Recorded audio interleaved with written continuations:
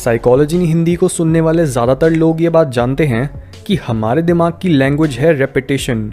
जितनी बार भी आप एक काम या बिहेवियर को रिपीट करते हो, आपका दिमाग आपको उसी डायरेक्शन में धकेलने लगता है। यानी अगर आप चाहते हो कि आपका दिमाग और आपकी बॉडी एक सर्टेन वे में काम करें, तो आपको अपने गोल से रिलेटेड कई हैबिट्स बनानी होंगी। पर जहां अच्छी हैबिट्स आपकी हेल्थ और ओवरऑल लाइफ क्वालिटी को इम्प्रूव कर सकती हैं, वहीं बुरी हैबिट्स आपकी फिजिकल और मेंटल हेल्थ को नुकसान पहुंचा के आपकी लाइफ की क्वालिटी को बेकार कर सकती हैं। इसलिए इस एपिसोड में हम डिस्कस करेंगे कि कौन सी हैबिट्स आपके दिमाग के लिए हार्मफुल होती हैं और आपको क्या करना चाहिए अपने दिमाग को उसकी पीक परफॉर्मेंस पर यूज करने के लिए। Number 11, over eating. यानी आप चाहे एक बारी में काफ़ी सारा खाना कंज्यूम करते हो या फिर आप थोड़ी थोड़ी देर में कुछ ना कुछ स्नैक ले रहे होते हो, तो वो आपके दिमाग को प्रॉपरली फंक्शन नहीं करने देता। ये इसलिए क्योंकि हमारा दिमाग और हमारी बॉडी ऑप्टिमली तब परफॉर्म करती है जब हमारा पेट खाली होता है। ये इसलिए हो सकता है क्योंकि जब हम बार बार कुछ ना कुछ खाते रहते हैं,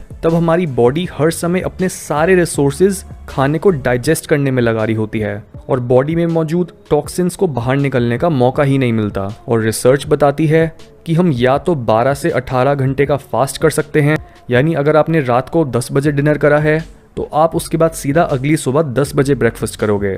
और अगर आप अपने फास्ट को कुछ घंटे और एक्सटेंड कर सकते हो बिना वीक फील करे, तो वो और भी बेनिफिशियल हो सकता है। दूसरा ऑप्शन है अपनी मील्स में 6 से 8 घंटे का गैप देना। जैसे अगर आप सुबह के 10 बजे ब्रेकफास्ट करते हो, तो आपने अगली मील शाम के 4 बजे लेनी है। शुरू में शायद आपको बिना खाने के रहने में मुश्किल हो, क्योंकि हम में से ज्यादातर लोगों को बार बार खाते रहने की बुरी आदत होती है। पर टाइम के साथ साथ आपको अपनी मील्स में गैप करने की आदत हो जाएगी, जिससे आप अपनी बॉडी और अपने ब्रेन को उनकी मैक्सिमम कैपेसिटी पर यूज कर पाओगे। Number 10, lack of sunlight. ये आज के टाइम पर बहुत कॉमन हो गया है कि लोग कई दिनों या घंटों तक अपने रूम्स या ऑफिस से बाहर ही नहीं निकलते हैं और अपनी बॉडी को हमेशा आर्टिफिशियल लाइट में रखते हैं। इस वजह से हमारी बॉडी अलग अलग सीजन्स की नेचुरल रिदम से बाहर आ जाती है, जिससे हमारे सेरोटोनिन लेवल्स नॉर्मल से कम हो जाते हैं और हमारा दिमाग भी ढंग से काम नहीं कर पाता। इसलिए आप ट्राई करो कि आप रोज कुछ टाइम नेचर में जरूर बिताओ, ताकि आपको जरूरत के मुताबिक सनलाइट भी मिले और आपकी बॉडी अपने आप को वापस से नेचर की रिदम के साथ अलाइन कर पाए। और अगर आप नेचर में नहीं जा सकते हो,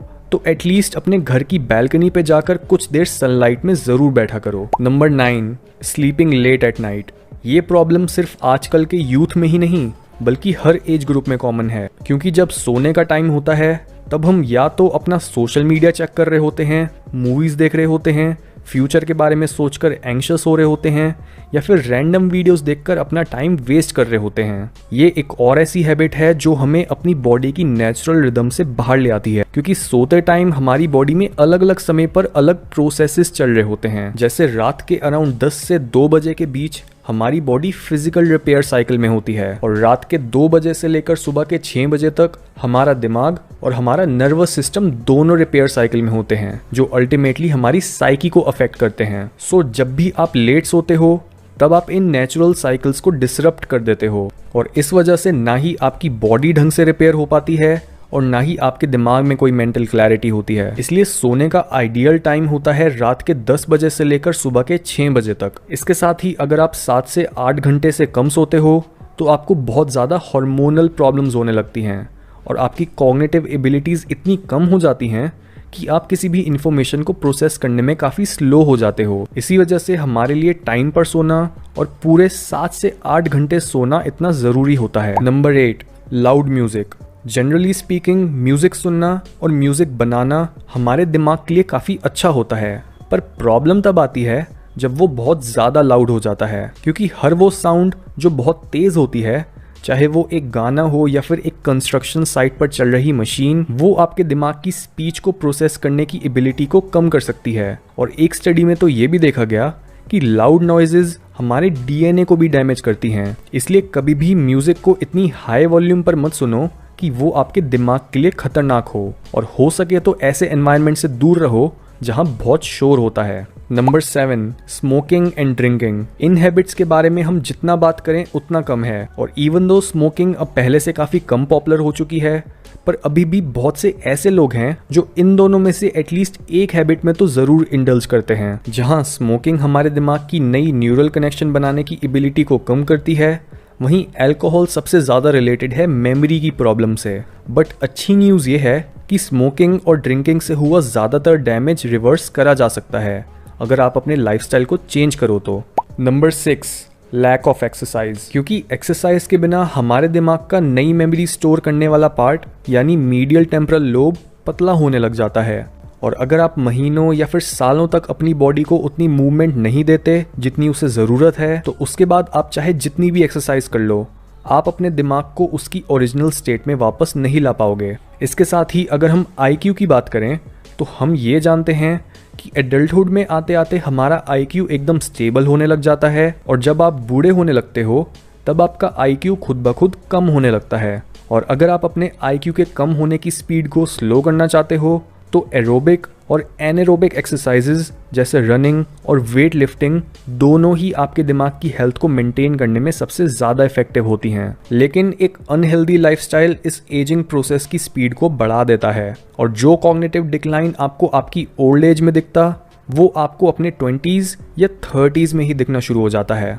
नंबर 5, टू मच स्ट्रेस। यानी अगर आप काम, पढ़ाई, पैसा, रिलेशनशिप किसी भी वजह से बहुत ज़्यादा टेंशन लेते हो तो वो आपकी पूरी बॉडी और ब्रेन के लिए बहुत ज़्यादा टैक्सिंग होता है, क्योंकि हर तरह का स्ट्रेस हमारी बॉडी को फाइट और फ्लाइट मोड में ले आता है। इस दौरान हमारी बॉडी में कॉर्टिसोल और एड्रेनलिन जैसे हार्मोन्स हमारी अलर्टनेस और ब्लड प्रेशर को बढ़ाते हैं, और हमारे हाथों और पैरों में खून ज़्यादा मात्रा में भेजने लगते हैं, क्योंकि इस मोड का काम होता है हमें उस स्ट्रेस देने वाली सिचुएशन से दूर ले जाना। पर जब हम हर समय ही स्ट्रेस में रहने लगते हैं तब हमारी बॉडी में टॉक्सिसिटी बढ़ने लगती है, जिससे हमारे ऑर्गन्स खराब होने लगते हैं, और चांसेस हैं कि टाइम के साथ साथ हमारा प्रीफ्रंटल कॉर्टेक्स भी छोटा होने लग जाएगा, जिससे हम ना तो कुछ याद कर पाएंगे और ना ही क्लियरली सोच पाएंगे। इसलिए हमेशा ऐसे डिसीजंस लो और अपनी लाइफ को कुछ इस तरह से ऑर्गेनाइज करो कि आपका स्ट्रेस कम से कम रहे। नंबर 4, टू मच और टू लिटिल वाटर। क्योंकि ज़रूरत से ज़्यादा पानी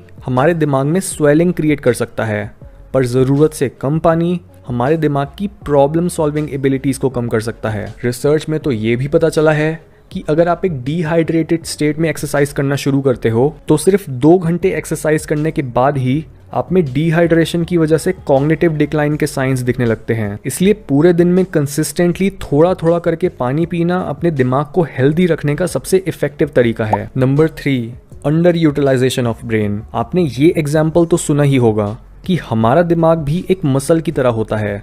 अगर हम उसे यूज़ करते हैं तो वो टाइम के साथ साथ स्ट्रांग होने लगता है, लेकिन अगर हम उसे ज़रूरत से कम यूज़ करते हैं तो वो वीक होने लग जाता है। यानी अगर आप खुद प्रॉब्लम्स को सॉल्व करने और आइडियाज़ के बारे में डीपली सोचने के बजाय दूसरों की थिंकिंग और उनकी एडवाइस पर रिलाई करते हो तो आप कभी भी अपने दिमाग को उसकी फुल कैपेसिटी पर नहीं यूज़ कर पाओगे, और आपका दिमाग अंडर यूटिलाइजेशन की वजह से अपनी इफ़िशियंसी खो देगा। इसलिए अपनी क्रिटिकली सोचने की एबिलिटीज़ पर काम करो और जितना हो सके उतना अपनी प्रॉब्लम्स को खुद ही सॉल्व करने की कोशिश करो। Number 2, multitasking. ये बैड हैबिट भी एक तरह से अंडर यूटिलाइजेशन से ही जुड़ी है, क्योंकि हमारा दिमाग मल्टीटास्किंग के लिए इवॉल्व नहीं हुआ है, बल्कि हम एक समय पर सिर्फ एक टास्क पर ही फोकस कर सकते हैं। और हेल्दी ब्रेन डेवलपमेंट के लिए एक चीज़ पर फोकस करना सीखना बहुत ज़रूरी होता है। इसलिए चाहे वो प्रोडक्टिविटी की बात हो या फिर ब्रेन की हेल्थ की, हमेशा यही कोशिश करो कि आप एक टाइम पर सिर्फ एक काम को ही अपनी अटेंशन दो। नंबर 1,